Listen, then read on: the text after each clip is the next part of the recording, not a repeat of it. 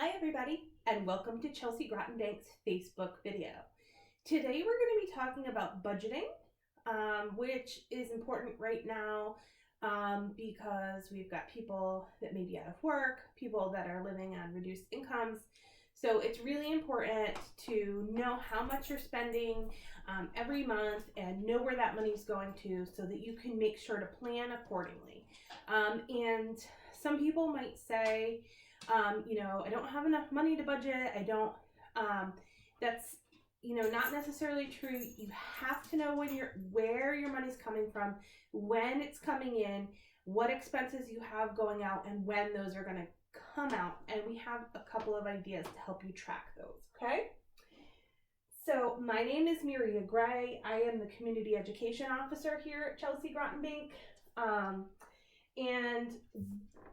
What I want you to walk away knowing about is how to feel more comfortable with the money that you have coming in and going out. It's very stressful to just spend money without knowing where your next dollar is coming from. So hopefully creating a budget will help reduce some of that stress. Okay, so the first thing that you need to do is track 3 of your month's spending, because it's really important when you are creating a budget to really know how much money you have coming in and how much money you have going out. It's not a time for estimations. It's not a good time for guesswork. So gather 3 of your bank statements. Now, I know that 3 months ago was looking very much different than it is today. So we're going to work through that, okay? So gather 3 of your bank statements and highlight each one of these topics with a different color. And we're going to talk about what falls into each category in just a minute, okay? So you're going to make your housing in yellow, your car in green, your liabilities in blue, and personal expenses in pink, okay? So you're going to end up with a statement that looks very colorful. That's going to help you decide which things that you need to pay now, when they need to get paid, and what you might be able to cut from your budget, okay? So let's talk about what all those things are. Oh, and before you sit down with pen and paper, you should create some SMART goals, okay? So I'm not saying plan your next trip to Disney. I'm saying, what is my goal for me this month, next month, 3 months from now?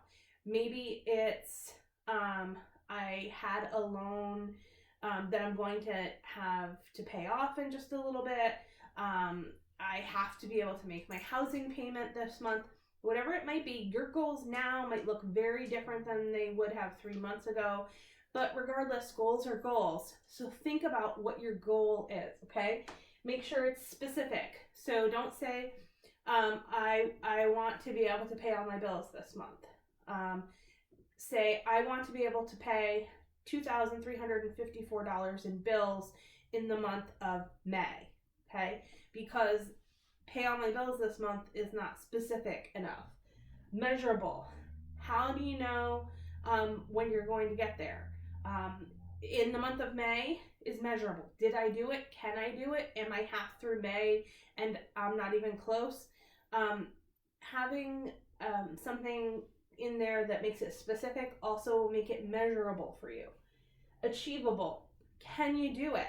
Don't say, I want to pay all my bills for the month of May if that is not even achievable for you or realistic, right? So having a goal and setting yourself up to fail on that goal is not a good way to go.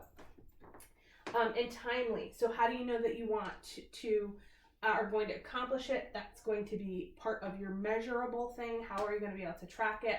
So it has to have some end point to it, right? I don't want to say I want to be able to pay my bills every month. When do I know that I've ever reached that goal, right? I want to be able to pay my bills every month on time by January, okay? So that's a measurable and timely goal, okay? every month on time is different than paying them every month, right? So realistic and achievable are really important, okay? And we're going to think through saying that you're going to pay all your bills on time for the month of May, if that's not possible for you right now, is not achievable, realistic, and it will only make you feel worse, okay? So if your goal is that you want to be able to pay all of your bills for the month of May, maybe you'll have to pay a late payment or two. Can you afford to do that? Let's take a look, okay? All right, so what's in a budget? Monthly, annually, and a monthly goal, okay? So a monthly goal is, what do I need every month to be able to break even? Or do I have a goal that I'm adding in? This one here, you can see in red. You might not be able to see it too well, but we'll zoom on it into it a little bit later. Is a new renter mortgage amount. So if you're paying $700 now, but you were looking at buying a house and your mortgage is going to be $1,200, that monthly goal is going to be here. Then when you get down to the bottom, if you're still in black, you're good. If you're in red, you know that you have to make some changes before you are able to do that, okay? So make sure you're realistic with yourself. Don't cut things out that you know you're going to have to buy anyway.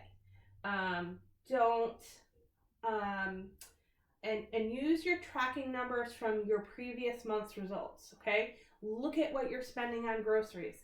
We're probably spending more on groceries now than we were in previous months. So think about that. If you realize you had a lot on takeout food, make sure that you are looking at boosting up your groceries while you're reducing your takeout, okay? So we're going to identify, the first thing we're going to identify is our income. What have we got coming in? And this should include your income, another income if you've got it.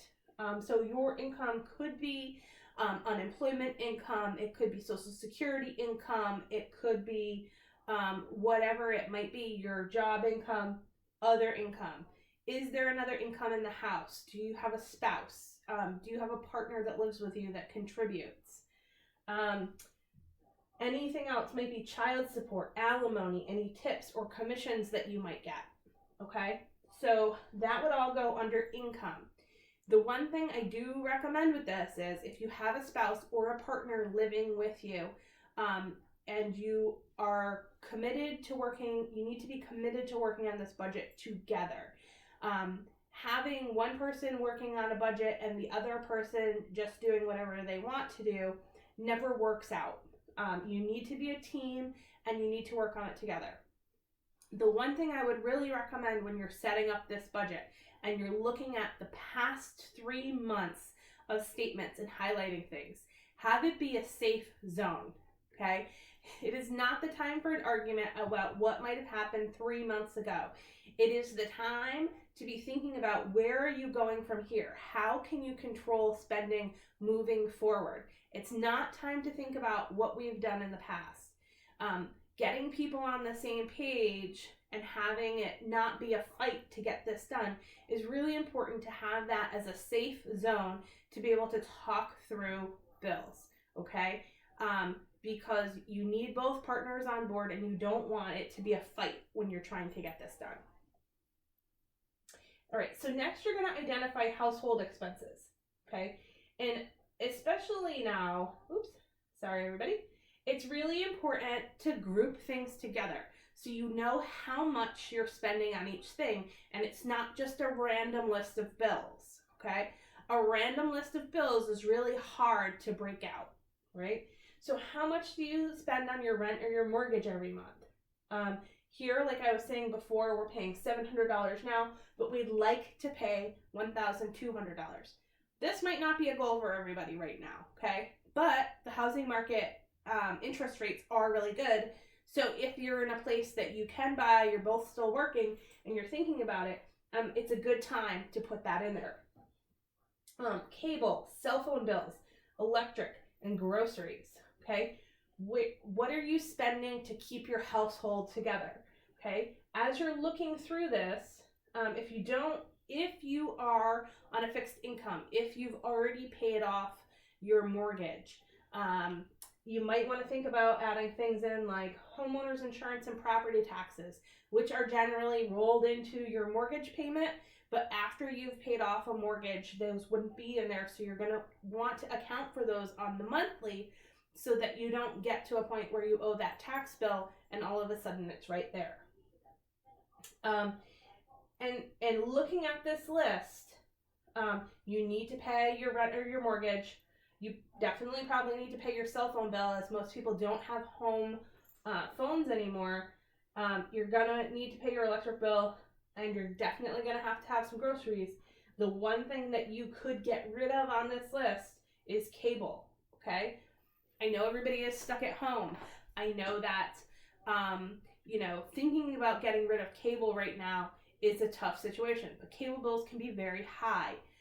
Could you substitute it with something else like Hulu or Netflix, which is a much lower cost, okay? So thinking through those things. Sometimes we have to give up something for a little while to be able to survive, and then once we're back on track, we can bring it back in, okay? It's much like dieting.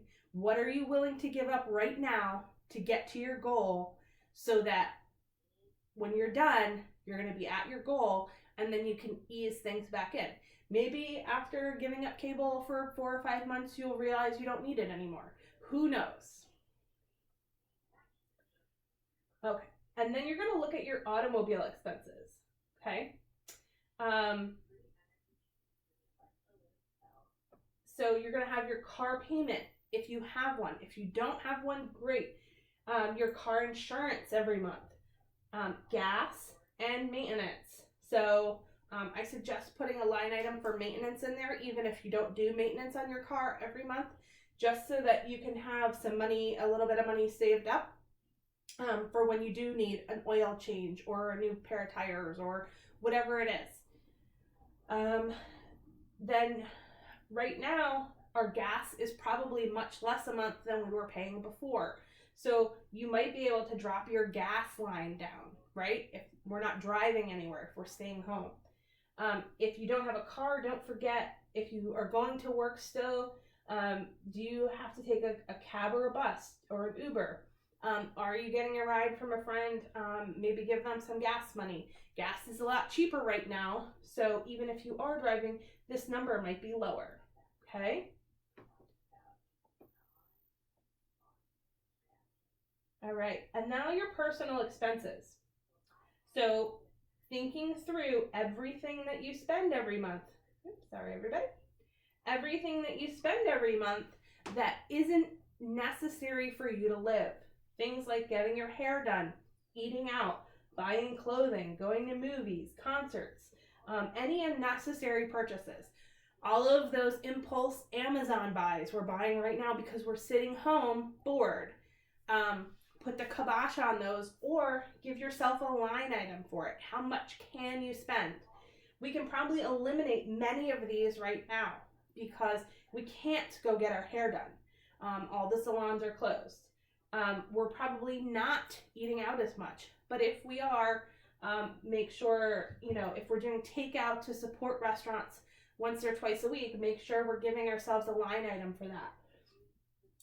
If you had to buy new clothes because all of that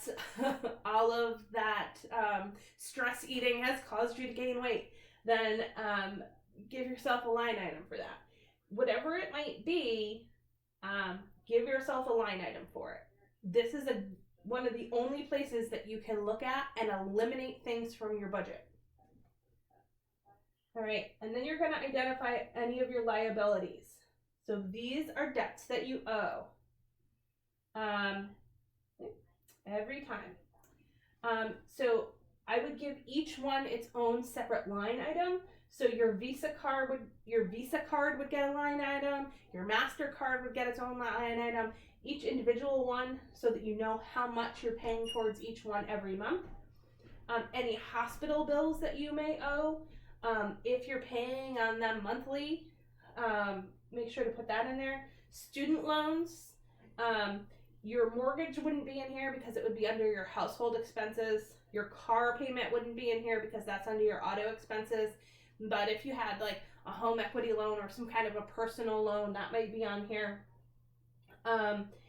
Then your credit cards and things like that. Okay, so any debts or liabilities that you might owe would be here. And then looking at what we need to lose the final tally, I would recommend right before this, you have a line item for savings. How much are you putting into savings every month? That might not be possible for people right now. People might actually be pulling from savings instead of putting into savings. But if you're still working, if it's possible, please don't forget this.